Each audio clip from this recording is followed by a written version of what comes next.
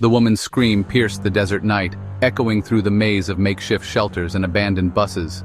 She ran barefoot, desperate, but no one came to her aid. In Slab City, there are no police, no sirens, just silence and the knowledge that you're on your own. This is the reality of America's so-called last free place, a community built on liberty, but stripped of safety nets. Here, freedom means facing danger alone. The allure is obvious. No rent, no bills, no government interference. But the absence of rules means the absence of protection. When violence erupts or someone vanishes, there's no one to call. Residents live by an unwritten code, but it's fragile and can shatter in an instant. Slab City is a paradox, a haven for creativity and connection, but also a place where cries for help often go unanswered.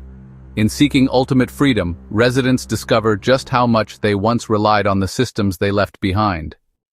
To understand Slab City, you have to look back to World War II when this desert was Camp Dunlap, a Marine Corps training base. When the military left, only the concrete slabs remained, giving the place its name. For years, the slabs sat empty, baking in the sun, until retirees in RVs, snowbirds, began wintering here for free. They created a seasonal, off-the-grid community with no services, no rent, and no official oversight. Over time, the population changed. Artists, drifters, veterans, and families seeking escape or refuge arrived, turning Slab City into a year-round settlement.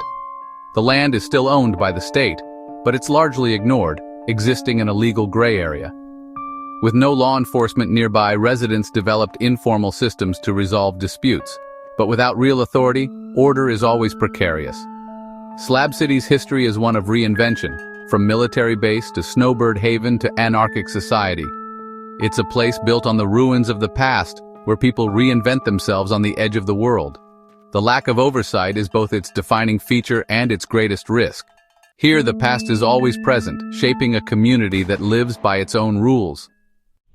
Slab City's residents are a patchwork of stories. Artists, survivalists, outcasts, and the desperate. Artists transform junk into sculptures, turning the desert into a living gallery. Survivalists and hermits seek solitude, building shelters and living off the land.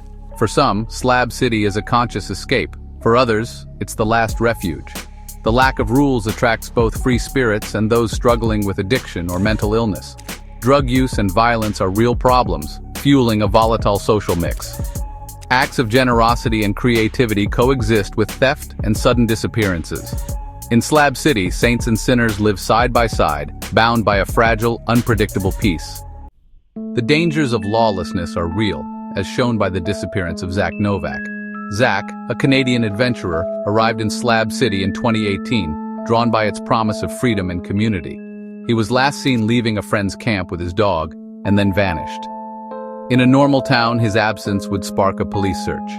In Slab City, there was no official investigation, just rumors and confusion.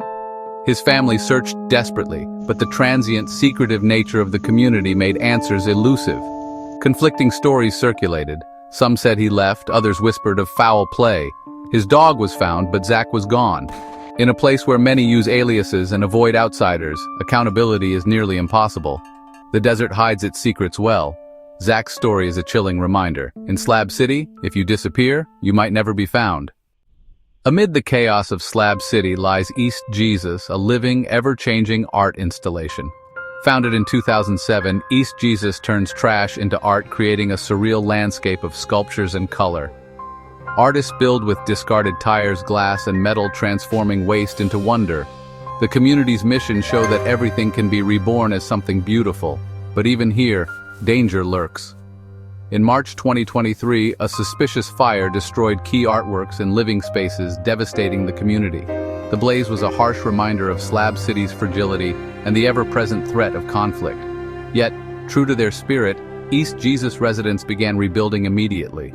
Their resilience proves that creativity can survive, even thrive, amid anarchy and ashes. In Slab City, art is both a refuge and a rebellion. Surviving in Slab City means battling the desert itself.